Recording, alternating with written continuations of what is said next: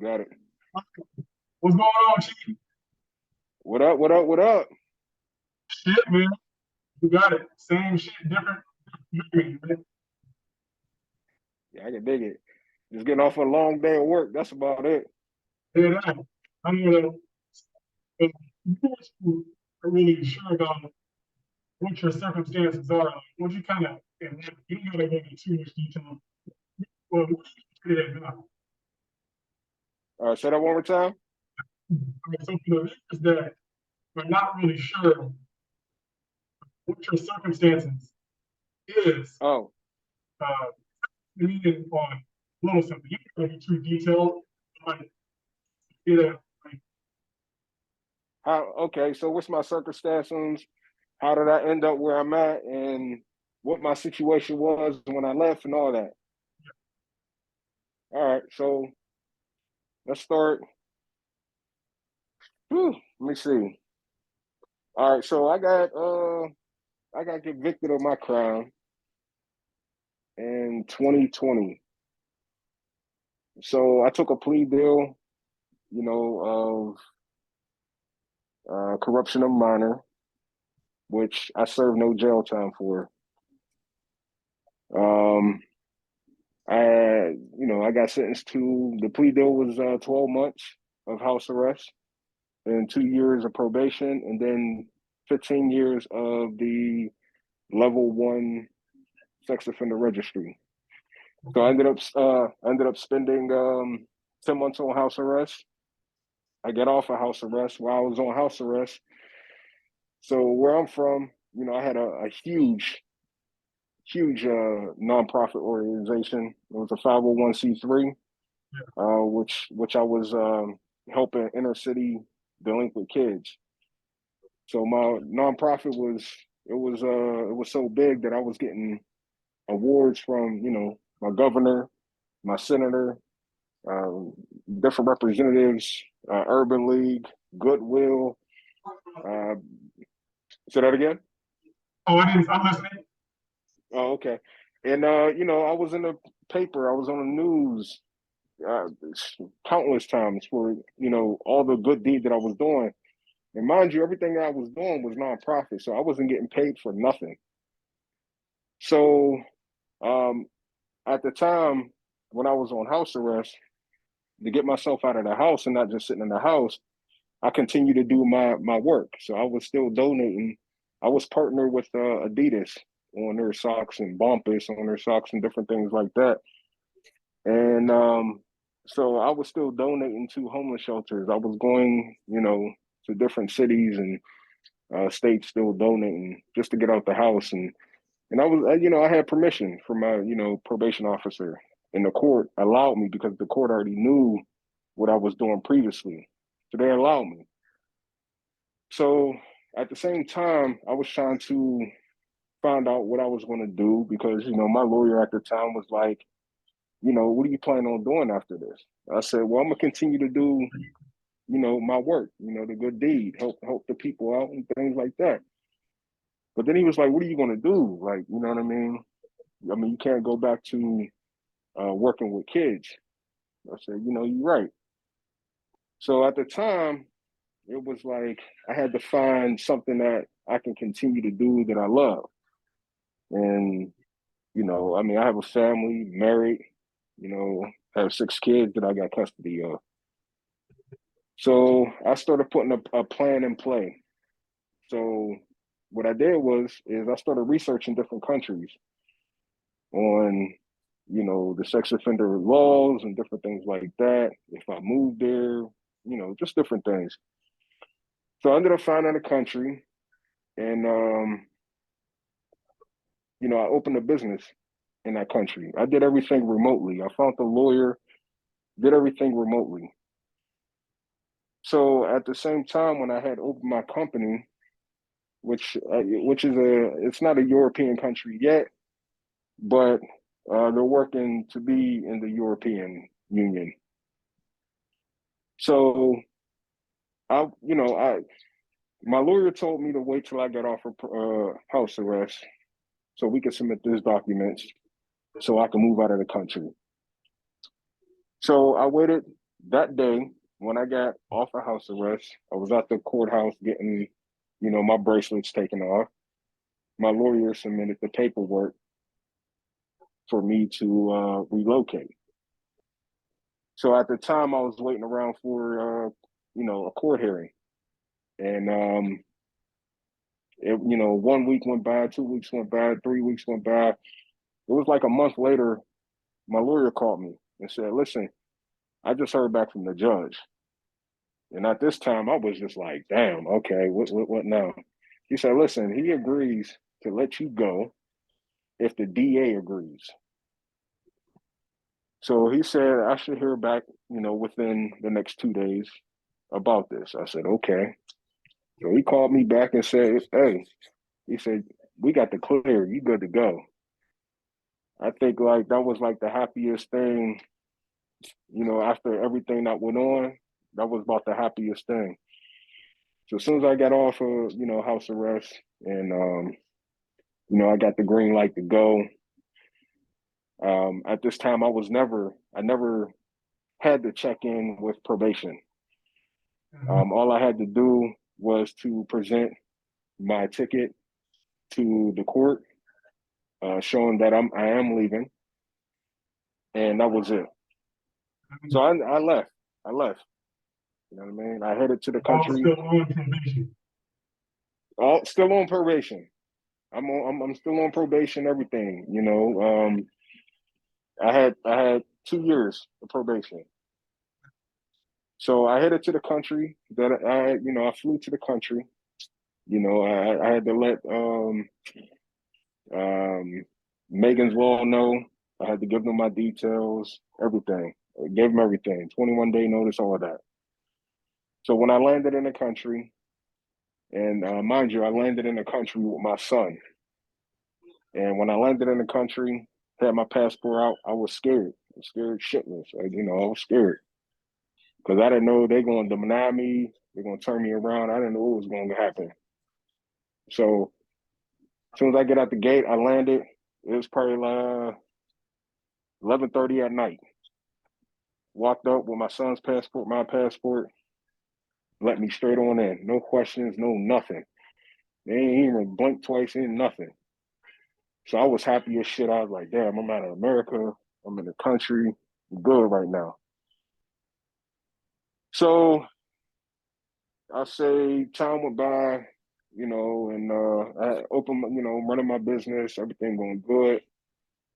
Situation happened, you know, I can't give full details, what I mean, of what country I went to and, the situation. But the situation, it wasn't bad for me. It wasn't, something, law enforcement or somebody was looking for me or nothing. It was just a situation that happened that was going on that I had to leave, like immediately. So I left, I flew out, went back to America. And when I got back to America, I didn't get put in the secondary. I didn't get questioned. I didn't get nothing. So I went home. I checked in with the state police, and I called uh, probation, let them know I was back. I told them straight up, same day, hey, I'm leaving. I'm only here, you know, maybe for a couple of weeks or so. So at the time, when this was going on, I was back home maybe not even a month. So I found another country, opened another business, and that's what I did. Is I left again. Now, when I was leaving, I flew out of Chicago, and mind you, I'm on probation. So when I left, everything was fine. My probation officer at the time, because when I went back, I had to check in. So they actually put me on supervised probation. So my probation said, he said, okay, text me when you're at the airport. So I texted him when I got out the airport. I told him about the border plane. He told me to send him a picture. I sent him a picture of me in the line. So as I'm walking down the plank, about to board the plane, U.S. Marshals, about 10 of them, pulled me to the side. And at the time, I'm with two of my sons this time. They asking questions,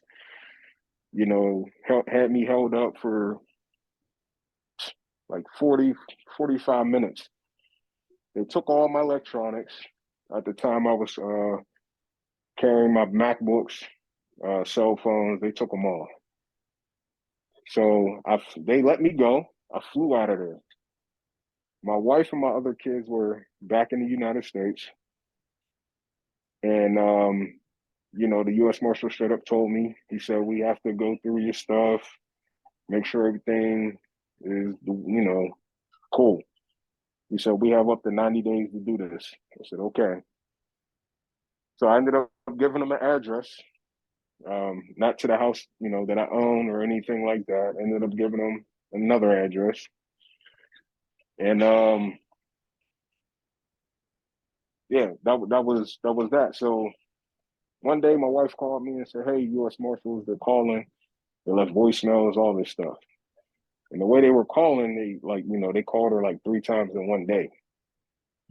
So I'm like, damn, like, what's going on? So when they called the next day, I just told her, at this time again, I know I had nothing to worry about, but shit, I'm scared. Like what the fuck they want? Like, so I told her to call them back. So they needed the passport for my one MacBook. So me being a person that, I mean, there's only so many passwords that I can remember, and all my stuff is self logged in. So like when I look at my phone and log in, or something like that. So I couldn't remember my passcode. She on the phone with him, and she on her other phone with me, and I straight up couldn't remember any of it. So weeks went by, months went by, a month and a half went by. The people who I gave them the address out. They called me and said, "Hey, you got a package from the U.S. Marshals thing." So I'm thinking like, shit, this must be a letter or something. Like, So I'm thinking the worst all the time, thinking the worst. So I was like, "Oh, go pick it up." They said, "Oh, it's a big box." So I'm like, "Okay, shit, that might be all my stuff." So I had them open the box. Everything that they took was in this box. So, mind you, after all this, you know, I've been living outside the U.S. If I never went back, it'd have been 4 years. I'd have been living outside the U.S. I'm still on probation now. I don't get off of probation until next year. And my situation is about the weirdest it can get. Like, people, oh, my life is over. You know, I don't know what to do. Where can I move? What can I do? Moving forward, there's always an option. If you weak minded and if you think, if you think with weakness, that's what's going to happen. It's just going to bring you down. That weakness, that it's just going to bring you down. So where I'm at now, I'm not in the United States. I live outside the country. The country I live in, they know of my criminal record, but at the same time, the country that I'm in got me on the registry. What? Yeah. So the registry process here is completely different. For those that is curious about, different countries, if they have the registry, what's the registry like? Where I'm at, the registry is about the wateriest registry I ever heard of, ever. And I don't even know why they even have one. I have to check in every 3 months, get a paper signed. That's it. When I want to leave the country, I text them and say, hey, I'm leaving the country. I don't need to tell them where I'm going. I just need to tell them if I'm going to be back, if I'm going to be gone more than 14 days, just to let them know if I'm coming back or not. Other than that, they don't ask about emails, social media accounts, nothing. The only thing they ask about is if you have a job or you working with kids. That's it. When I do go check in every 3 months, I'm there for 2 minutes. They don't speak English, which is great for me. So I don't need to sit there and hold a conversation with them. And I get my paper signed and I'm gone. So there is life. It's almost like, life after death. I mean, everybody want to hear there's always life after the registry. Always. It's just about how you make of it. How strong are you? And what are you gonna do with your time? So my plans, you know, I'm I still got plans. Yes, I'm in the country running my own company. I have my wife here, my kids. And let me tell you this, the same judge that gave me my sentence was the same exact judge that gave me full legal sole custody of my kids that are here with me now. So you moved the whole So family out of the country. I moved my whole family. You're talking 7 of us out of the country. So when people want to move forward, there's always ways to move forward. Never listen to the next man and say you can't go there, you can't do this. People, if you're on probation and if you have a little bit of money in your pocket, go file a motion to leave. Yeah. Because that's all I did was my lawyer filed a motion, and my stipulations was I had to have all my fines paid. Not just because my house monitoring, me being on probation for that 10 months and whatever fees, that was 10 grand. That was $10,000. 10,000. And then I had another fine that was in another county of the state that I lived in, which was 2,000. But that fine was from 15, 20 years ago. Yeah. But I wasn't trying to take that step and say, oh, I ain't gonna pay that, because I wasn't trying to get caught or and sent to jail because I didn't pay no fine. Yeah. So right now you're currently outside of the U.S. Been living outside of the U.S. for the last 4 years. 4 years, except the 3 weeks, that I went back to the U.S. and flew back out. And you're currently on probation still, and they still allow you to leave the country. I'm still on probation. They still allow me to leave the country. And if I go back, so I have my paperwork with me. If I go back and I'm there longer than 14 days, the judge told me I have to go back into contract with the probation officer or an office, supervised probation, if I'm there longer than 14 days. If I'm not there longer than 14 days, I don't need to check in with them. But if I'm the state that I'm in, I have to check in within 3 days. So if I'm in the U.S. longer than 14 days, I have to check in with probation. And in my state, I have to check in within 3 days.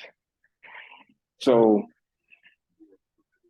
that's, and then we're gonna head on to another story. So my passport, I had my passport. When I left, when I very, very, very my first time leaving, and I flew to the country for when I left the US for the first time, my passport was canceled. It was straight up canceled. I didn't know it was canceled. Nobody told me it was canceled. But they still allowed me to fly out on this canceled passport. I landed, got in this country on my canceled passport. When I went to go to immigration, well, I didn't go to immigration. I needed a visa D, and I had to come in with that visa D stamped. When I left from the country that I had moved to, I knew something was going on. I didn't know what was going on because they kept saying, hold on. They kept taking a picture of my passport, and then they allowed me to fly out. When I landed, I'm just going to say, when I landed in Poland, I was held up for an hour because immigration asked me, is your passport stolen or is it something? I'm like, no, like that's my passport. You see me. So they pulled me aside. I spoke to the director or some head up person who then had called, put me in his office with my son, who he then had called on speaker Interpol to try to figure out what was going on with me with me and my passport. So Interpol actually has a phone number. Yeah. Interpol, I had no clue because they were speaking in Polish. So I had no clue what they were talking about. He had him on speakerphone. After speaking to him after a while, and the guy was speaking to me in English. And after that, he let me in to Poland. So to I went to the embassy where I had to go get the visa D. And then instead of me flying back to the country that I had moved to, I took a bus. Right. And this bus ride was 21, 22 hours. And to So not say where you ended up going, we'll just say that you landed in Europe, you stayed in Europe the whole time. the whole time. And then If you went to Poland for the first time and then they were like, passport's canceled. You know, back to yeah. painful.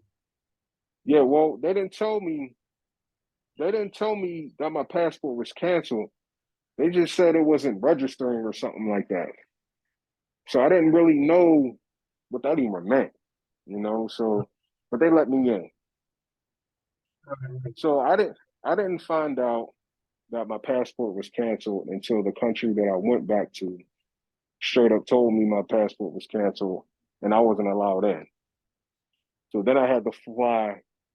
They put me on a plane because they was telling me, oh, you have to, pay for it. I said, I'm not paying for nothing. If y'all not letting me in this country, I'm not paying nothing. So they put me on a plane, flew me back to the country that I came from, which was Poland. So I flew to Warsaw, Poland. Right. That's where the U.S. embassy is in Warsaw. So I got there. It was 8 in the morning. I'm standing outside the U.S. embassy. Got in the U.S. embassy. Told them my situation. She told me, "Yeah, your passport's been canceled since such and such date." I'm like, "Okay, well, I didn't get nothing. It's the first time I'm hearing about it." But I already knew about it because the country told me about it. The country that I had moved to had told me about it. Yeah. So I waited for 8 hours in the U.S. embassy for them to issue me a temporary passport. Yeah. And once I got that temporary passport, yes, it had that sex offender stamp in the back of the passport. And they told me, oh, we have to put this in the back of the passport because of your registration in America.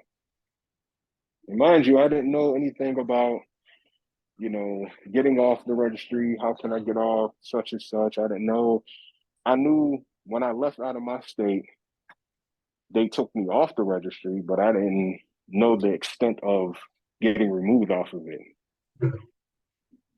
So now let's fast forward to the present. So I had got the temporary passport. It was a validity of 1 year that I had to turn that in to get a full validity passport. They straight up told me, depending on your your history or something like that, we can issue you a 2, a 5, or a full validity 10-year passport. But I ended up getting issued the 10-year passport. So now, present, now I know more about, you know, a lot of things. So recently, I say a couple months ago, I had contacted Angel Watch No, and no, the no, no, no, U.S. no, Marshals. no, no, no. Go over them. Some people don't need it. Say that again? I said, we'll go over that in a different video. Oh, I okay, don't, okay, I don't, okay, yeah, I okay, don't put that information out in this video. okay. All right, but yeah, Long yeah, story but short, you ended up getting the passport without the stamp. yeah, I couldn't get my passport without that stamp. They wouldn't issue it to me. They told me because of your status in America, we have to do this. Right. So, but like like you said, is we want to part two on a lot more info Yeah. at a later date. Yeah, we'll go But over. like I said, is if you want to move out the U.S., you can move out the U.S. Yep. If you're if your mind is strong, if you are strong, if you have a strong support system Yeah. as far as not financially, but a strong support system of people believing in you moving forward, Yep. then you can do it. Because me, I'm strong to the bone. I have a strong wife who knows everything, knew everything, and Yep. stuck by my side through everything. Yeah. She didn't she didn't leave. She didn't say she was going to leave. We've been together for it'll be 10 years in November. We've been married for 6 years. Right. So she's always stuck by me. So if you want to move forward, you can move forward. If you're on probation, stop saying you have to wait till your probation is over. You do not have to wait till your probation is over, period. You just have to go back to court, which could cost money that these individuals really don't have. Get It's it, still get it. nonetheless. Say that again. I said, those who want to leave the country, but they're still on probation, it would just cost them money to go back to court for an Exactly. attorney just to ask the judge if they could be let off and allow supervised release so they can Exactly. leave the country again. It's just costly. Exactly. It's going to cost them money that most of those individuals really don't have, and that's unfortunate. Yeah. They're But getting paid for it. you can always, when you go to court, if you do have a little bit of money, or if you have a family member or friend is a lawyer, good lawyer, you ask them, you want to file a motion so you can move out of the country. But you have to have a reason. You have to get your reasoning together. Just Yeah. don't say, I want to move out of the country to avoid the registry. I mean, everybody wants to do that. You have to have a strong reason. You know what I mean? And mine's was, and I mean, unfortunately, everybody where I'm from knew who I was because of everything I have done as far as community work. The judges, I mean, from the senior judge, from the DA, from I mean, everybody, they knew who I was. But while I was on house arrest, I made my reasoning strong. I have to support my family. And prior to this, prior to my conviction, I was supposed to move to Thailand. I already been to Thailand before, and me and my wife, we came back to the U.S. and we were like, okay, we're gonna move to Thailand. So everybody, I mean, we were boasting about it. Hey, we're moving to Thailand. I mean, everybody. And mind you, I was friends. I was close with you know, some of these high-powered people, they knew that I was moving to Thailand, and they straight up told me, "We're sticking you on this registry because we want Thailand to know that you're on the registry here." This is what he straight up told me. Dang. So if I can do it, anybody can do it, But and I since did they it. wanted Thailand to know that you were on the registry, Thailand ended up moving you. Say that again. Since the U.S. wanted Thailand to know that you were on the registry, did Thailand end up removing you? No, Thailand didn't end up removing me. I never went to Thailand because I was on the registry. I wasn't trying to take that chance of Um, flying there and maybe getting blacklisted or something crazy like that. So I never went. I never went to Thailand. So I just figured out a new plan that I was going to do. And the plan that I did is the plan where I'm at. And I'm not done yet. We're gonna have another video of when I get to my next destination. And that'll be my last destination because that's where I'm gonna retire at. So it's if like I said, if you're a hustler, you got that hustler brain and that heart, you're gonna always find your way out of tough spots, tough places. Because I mean, I was plastered. I was plastered over the news, on the news. They had a APB out on my car. They had all types of craziness going on, all types. And at the time, when the when the warrant and they were coming to get me, at the time, me and my wife, we was headed to Canada. And my lawyer, who was a friend of mine, he was helping me with my nonprofit because I had opened up a nonprofit. I just knew I wanted to help people. I opened up a nonprofit, didn't know anything about a 501c3. I didn't know anything about nothing. He called me and said, "Yo, you see what's going on?" I said, "No, I'm on my way to Canada right now." He said, "Do not cross that border. Do not cross that border." I said, "Why?" He said, "They got an APB out on you. You got a warrant out for your." I'm like, "What?" So it was like, so I turned around and went to the city. Got up in a hotel, and that whole weekend, trust me, I thought I was strong, man. That whole weekend, me seeing myself on the news, I'm talking every half hour, they looking for me. If you see him, if you see these vehicles, all this stuff. It was crazy. It was crazy. So, but like I said, we ain't perfect. Uh, we make mistakes, but it's up to you to move forward and, right. and, and get out of that dark place. And to be clear, your situation did not involve any sort of actual contact. No, my situation it didn't involve no zero contact whatsoever, no touching, no getting close, no nothing. I got charged with an F3, which was a corruption of a minor, and that was it. Everything else got dropped. Interesting. So yeah, and you know where I'm at in life now, um, it's not where I want to be, but I'm happy at where I'm at right now because it's molded me to when I get to where I want to be, I'm gonna be that much stronger. So it's a it's a blessing for one that I got my wife here, my kids here, and I work every single day.